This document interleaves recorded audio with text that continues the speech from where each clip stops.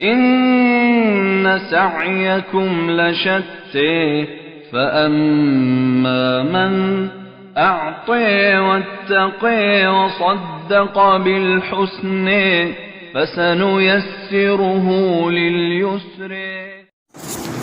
الحمد للہ وکفیٰ والصلاة والسلام علی من لا نبی بعدہ. شاطبیہ میں اصول کے کل 29 باب ہیں، جن میں سے باب الاستعاذہ ہم پڑھ چکے ہیں، اس کا ترجمہ بھی آپ نے پڑھ لیا. اسی طرح اس باب کا خلاصہ بھی آپ نے یاد کر لیا. پھر اس خلاصے کو اس باب کے شعروں میں کہاں کا بیان کیا گیا یہ بھی آپ نے حل کر لیا. ہر باب میں ہم نے 3 کام کرنے ہوتے ہیں.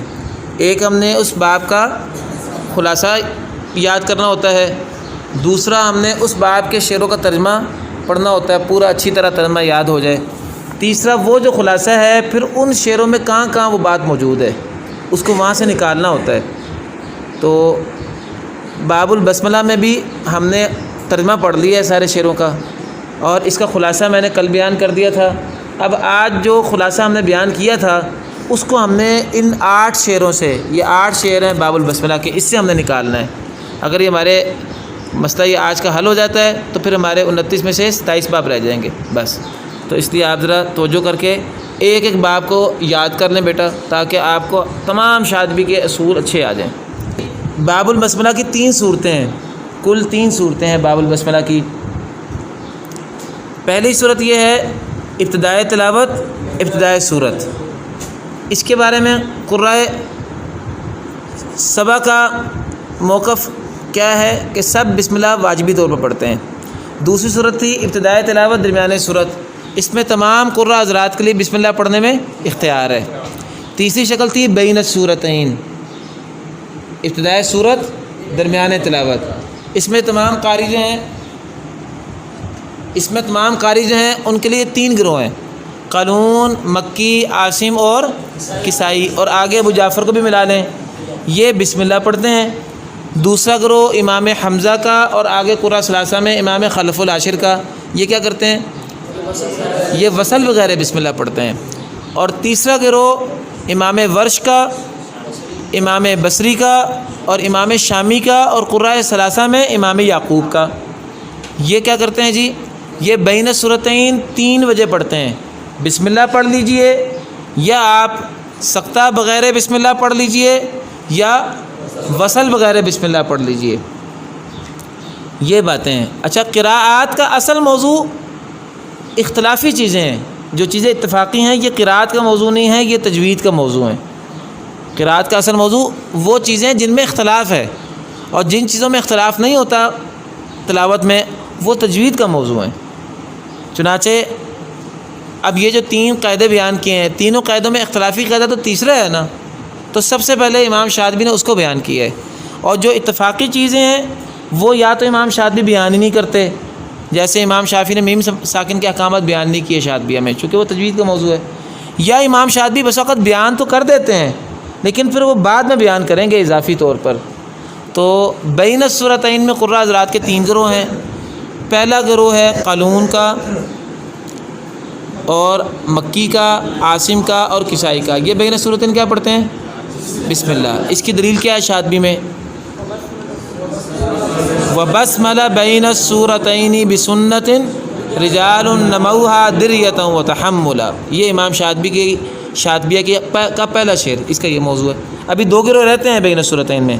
دوسرا گروہ کیا تھا؟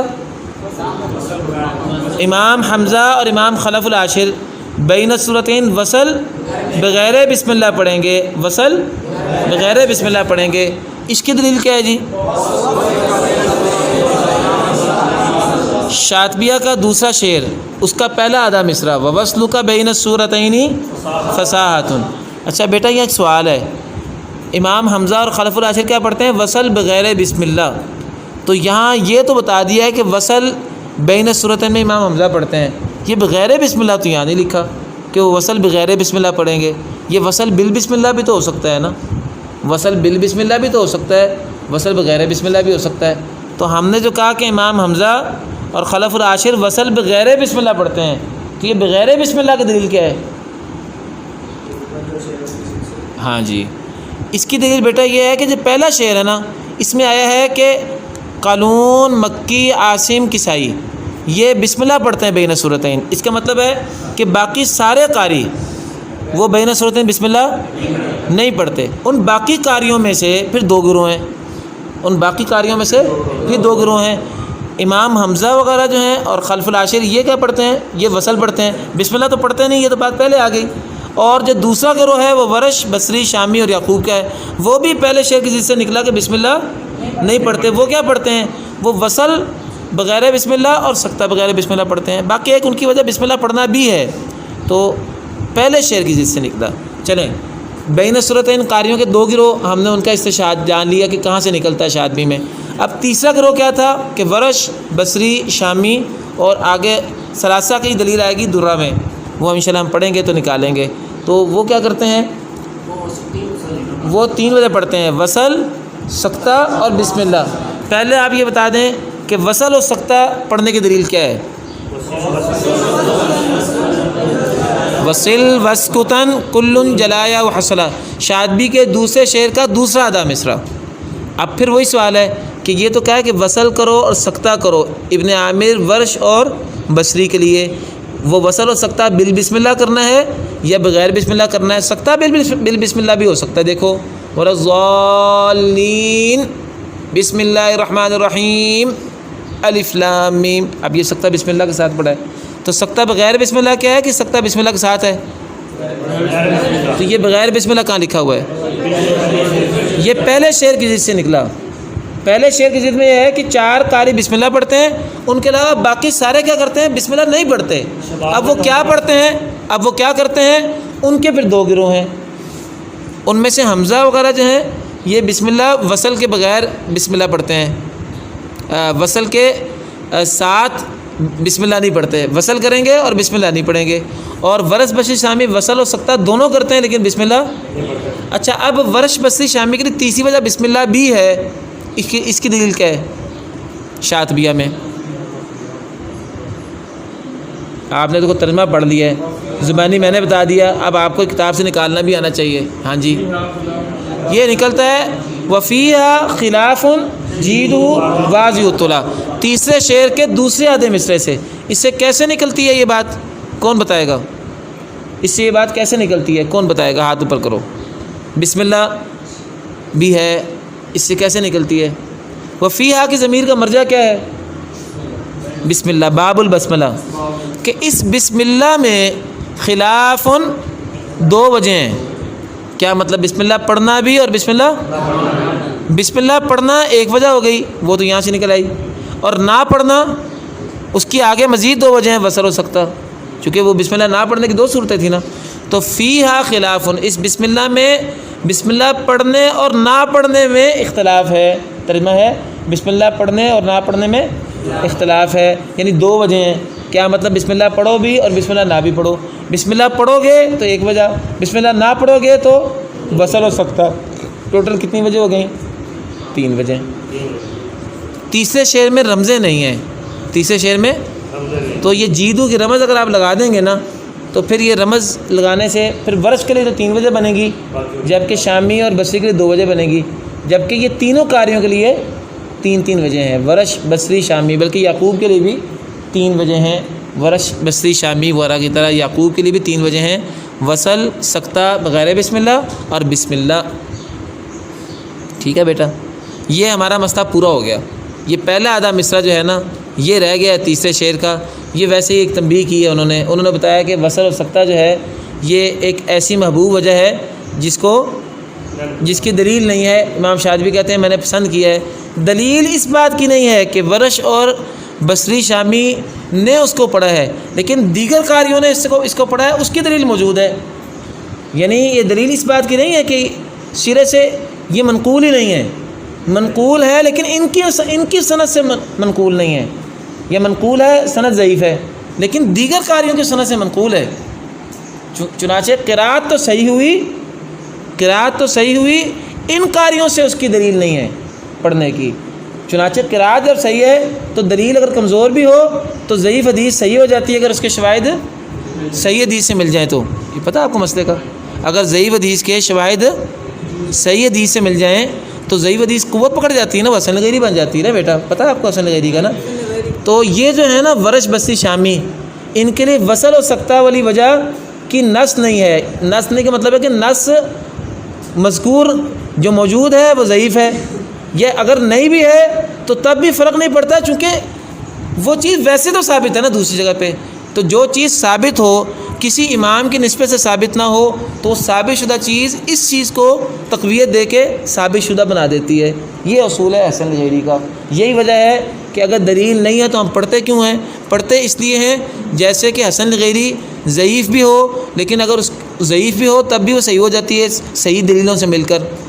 یا ایک مسئلے میں حدیث اللہ کے رسول کی نسبت سے صحیح بخاری میں موجود نہ ہو لیکن صحیح مسلم میں تو موجود ہے نا، تو اس کا مطلب ہے بات حدیث صحیح ہے. اب صرف زیادہ سے زیادہ آپ اتنا کہہ سکتے ہیں صحیح بخاری کی روح سے صحیح نہیں ہے، یہ موجود ہی نہیں صحیح بخاری میں، صحیح مسلم میں تو موجود ہے نا، اس لیے صحیح مسلم میں موجود ہے. چنانچہ اگر ہم کہہ دیں کہ امام مسلم رحمۃ اللہ علیہ بھی اس کو مانتے ہیں، آپ زیادہ یہ کہیں گے کہ ان کی روایت کے طور پر یہ ثابت نہیں ہے، لیکن امام مسلم کے ہاں حدیث تب بھی ثابت ہے کیونکہ امام بخاری کے ہاں جو ثابت ہے. یہ معنی ہے. اگرچہ باریک بات ہے، ابھی ہم اس میں زیادہ آگے نہیں جاتے، آپ پریشان ہو جائیں گے. اس کے اور بھی کئی لوگوں نے جواب دیے ہیں، فی الحال میں نے آپ کو ایک جواب دے دیا ہے مختصر سا. چلو بیٹا ٹائم بھی پورا ہو رہا ہے. اب مسئلہ تھا دوسری صورت کا، ابتدائے تلاوت ابتدائے صورت.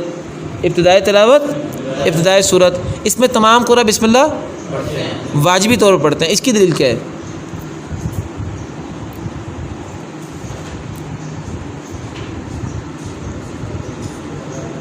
بولیں جی، اس کی دلیل کیا ہے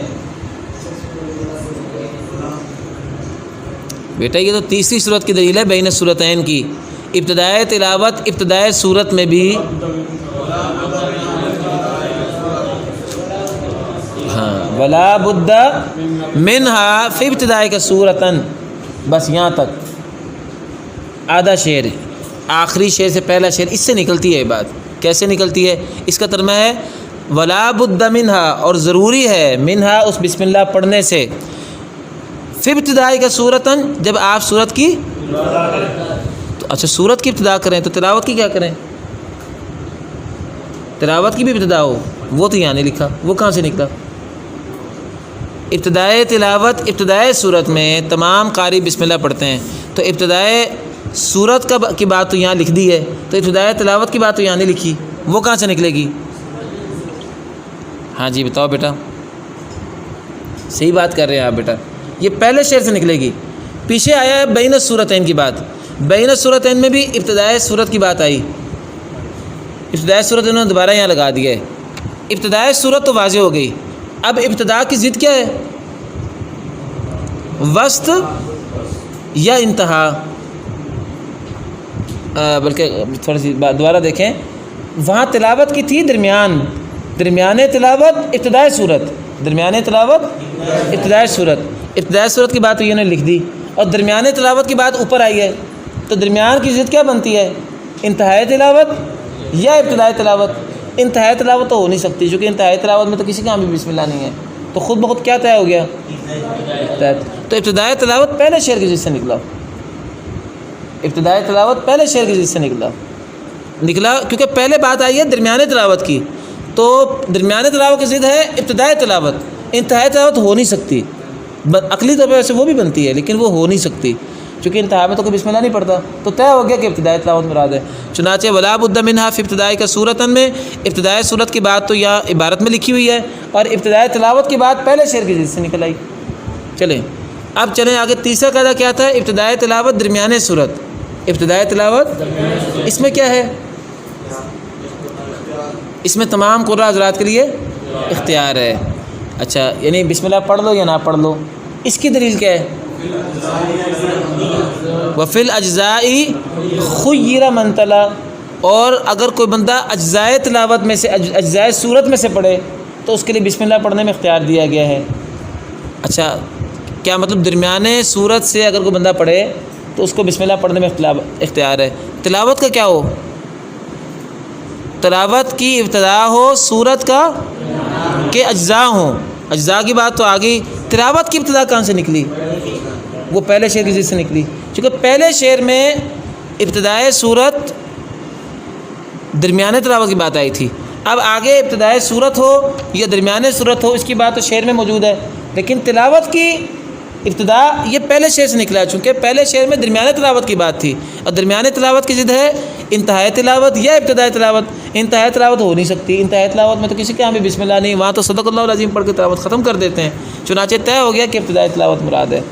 تو دونوں باتوں میں، یعنی ابتدائی تلاوت ابتدائی صورت ہو یا ابتدائی تلاوت درمیانے صورت ہو، دونوں صورتوں میں پہلے شعر کی ضد سے نکلا کہ ابتدائی تلاوت کی بات ہو رہی ہے۔ بیٹے یہ اصول ہمارے پورے ہو گئے۔ اب اس کے بعد ہم مستثنیات کو ذرا دیکھ لیں۔ پہلا مستثنیہ پہلے قاعدے سے کیا مستثنیٰ تھا؟ سورۃ برات۔ اس کی دلیل کیا ہے؟ یہ جو شعر ہے نا، وَلَا بُدَّ مِنْهَا فِي ابْتِدَائِكَ سُورَةً سِوَاهَا، ہا کا مرجع کیا ہے؟ اوپر والے شعر میں سورۃ برات کا تذکرہ ہے۔ کیا مطلب؟ ابتدائی تلاوت ابتدائی صورت کی بات ہو رہی تھی نا، تو کہا ابتدائی تلاوت ابتدائی صورت میں سے ایک صورت سوا کر دیجئے، وہ ہے سورۃ برات۔ یعنی ابتدائی تلاوت ابتدائی برات میں وَلَا بُدَّ مِنْهَا فِي ابْتِدَائِكَ سُورَةٌ والا قاعدہ نہیں لگے گا۔ چلیں دوسری صورت جو ہے اس میں کوئی چیز مستثنیٰ نہیں ہے، اس کی دلیل کیا ہے؟ امام شاطبی نے مستثنیٰ کیا ہی نہیں، جب کیا ہوتا تو پھر ہم مستثنیٰ کرتے ہیں نا، جب کیا ہی نہیں تو پتہ چلا کہ مستثنیٰ کوئی چیز ہے بھی نہیں۔ تیسری صورت میں دو چیزیں مستثنیٰ ہیں، تیسری صورت میں دو چیزیں مستثنیٰ ہیں۔ پہلی چیز کیا مستثنیٰ ہے کہ سورہ برات یعنی بین الانفال والبرات بسم اللہ نہیں ہے تمام قاریوں کے لیے، اور دوسری شکل کیا ہے؟ اربع زور کا مسئلہ ہے۔ تو پہلے آپ ذرا بتا دیں کہ بین الانفال والبرات بسم اللہ نہیں ہے تمام قاریوں کے لیے، اس کی دلیل کہاں ہے شاطبی میں؟ وما ما تصلها او بدات براءتا لتنزیلها بالسیف لست مبسملا، جب بھی آپ اس بسم اللہ کو ملائیں، کس سے؟ برات سے، آگے آ رہا ہے نا، او ما تصلها براءتا او بدات براءتا، یہ کتنی شکلیں ہو گئیں؟ دو۔ وہ بھی جو ہم نے کہا تھا نا کہ سورۃ برات پہلی شکل سے مستثنیٰ ہے، اس کی دو دلیلیں ہیں، ایک وہ سواہا سے بھی نکلتی ہے بات، اور او بدات براءتا سے بھی نکلتی ہے۔ تو کہتے ہیں کہ جب آپ بسم اللہ کو ملائیں سورہ برات سے، سورہ برات سے بسم اللہ کیسے ملے گی؟ برات کے شروع میں ہی بسم اللہ ہے نا، تو وہ انفال کے آخر میں آئی بسم اللہ اور برات کے شروع میں آئی، تو جب آپ بسم اللہ کو برات سے ملائیں یا برات سے تلاوت کی ابتدا کریں یا سورت یا تلاوت کی ابتدا کریں یا سورت کی ابتدا کریں، تو لست مبسملہ، تو آپ بسم اللہ پڑھنے والے نہیں ہوں گے، لتنزیلها، بوجہ اس کے کہ نازل ہونا ہوا ہے اس سورت کا بالسیفی، تلوار کے ساتھ۔ اس وجہ سے ان دونوں شکلوں میں ابتدائی تلاوت ابتدائی برات میں اور بین الانفال والبرات ان دونوں شکلوں میں سورۃ برات میں بسم اللہ نہیں ہے۔ اب بات رہ گئی ہے ایک شکل کی صرف، اور وہ کیا ہے کہ تیسری شکل میں اربع زور مستثنیٰ ہے، تیسری شکل میں اربع زور مستثنیٰ ہے۔ اس کی دلیل یہ ہے بیٹا، وَسَقْتُهُمُ الْمُخْتَارُ دُونَ تَنَفُّسٍ، اور ان قاریوں کا سکتہ کرنا جو پسندیدہ وجہ ہے، یہ پسندیدہ کس کے مقابلے میں ہے؟ سب سے پہلے بسم اللہ بہتر ہے، پھر سکتہ ہے، پھر وصل ہے، وصل کے مقابلے میں پسندیدہ ہے۔ تو اس کی تعریف بھی کر دی ہے کہ سکتہ سانس کے بغیر ہوتا ہے۔ اس کے بارے میں کہتے ہیں کہ بعض لوگ کہتے ہیں چار روشن صورتوں میں سکتہ کی جگہ کیا پڑھو؟ یہ ہے وَسَقْتُهُمْ بَعْضُهُمْ فِي الْأَرْبَعِ الظُّهْرِ بسملہ، بعضوں نے سکتے کے لیے کیا کہا ہے ان قاریوں کے سکتے میں؟ یہ ان قاریوں کے سکتے سے مراد کن قاریوں کو سکتا ہے؟ ورش بصیر شامی کا۔ تو بعض نے اس سکتے کی جگہ پہ بسم اللہ کہا ہے۔ وَهُوَ فِيهِنَّ سَاكِتٌ، وَهُوَ کا مرجع ہے بعض، اور وہی بعض فِيهِنَّ ان چار روشن صورتوں میں سکتہ کی بات کرتے ہیں حمزہ کے لیے، یا حمزہ بول کر مراد تمام اہل وصل ہیں، یا حمزہ بول کر تمام اہل وصل مراد ہیں۔ امام حمزہ کا نام کیوں لیا ہے؟ چونکہ وہ اہل وصل میں بڑے ہیں، چونکہ ان کی تو صرف ایک ہی وجہ ہے وصل بغیر بسم اللہ، جبکہ ورش بصیر شامی کی 33% وجہ ہے وصل، کیونکہ وہ تو دو وجہ اور بھی تو کرتے ہیں نا، سکتہ اور بسم اللہ، تو بڑے کا نام لے کے چھوٹے خود بخود آ جاتے ہیں۔ چنانچہ عبارت ہے وَهُوَ فِيهِنَّ سَاكِتٌ لِذِي الْوَصْلِ، ملا علی قاری کی جو شرح ہے نا شاطبیہ کی، انہوں نے کہا اگر امام شاطبی لفظ یہ بولتے ہیں نا تو زیادہ بہتر تھا، وَهُوَ فِيهِنَّ سَاكِتٌ لِذِي الْوَصْلِ، کہ وصل کرنے والے جو ہیں وہ کیا کریں گے؟ ان چار روشن صورتوں میں آ کے سکتہ کر دیں گے۔ اور بسم اللہ پڑھنے والے کے بارے میں کچھ بیان نہیں کیا، کیا مطلب اس میں مستثنیٰ ہی نہیں ہے۔ امام شاطبی نے کیوں نہیں حمزہ بولا ہے، لذی الوصل کیوں نہیں بولا؟ اصل بات ہے کہ امام شاطبی جو ہے نا یہ اس دور میں ہے جس دور میں فلسفہ اور منطق بڑا چڑھا ہوا تھا۔ آپ نے نام سنا ہوگا امام ابن حاجب کا، جو کافیہ کے مؤلف ہیں، کافیہ ناف کی بڑی مشکل کتاب ہے، بڑے فلسفے بیان اس میں ہوئے ہیں. یہ ابن عاجب امام شاطبی کے شاگرد ہیں. اس زمانے میں نا پیچیدہ اور مغلق کلام کرنا، فلسفیانہ کلام کرنا ایک طریقہ کار بنا ہوا تھا. امام شاطبی بھی اسی کی عادت کے مطابق بات بیان کیے نام حمزہ کا اور مراد سارے لیے. ایک عقلی اس میں جو ہے وہ استعمال آئے، عقل کا استعمال آئے. یہ اس دور کا انداز تھا. جیسے کہ قافیہ میں بھی اس طرح کی بڑی چیزیں ہیں. امام شاطبی کا بھی یہی انداز ہے. اللہ رب العزت سے دعا ہے اللہ تعالی ہمیں قرآن پاک اور اس کی قراءات کا ماہر بنائے. وآخر دعوانا ان الحمد للہ رب العالمین.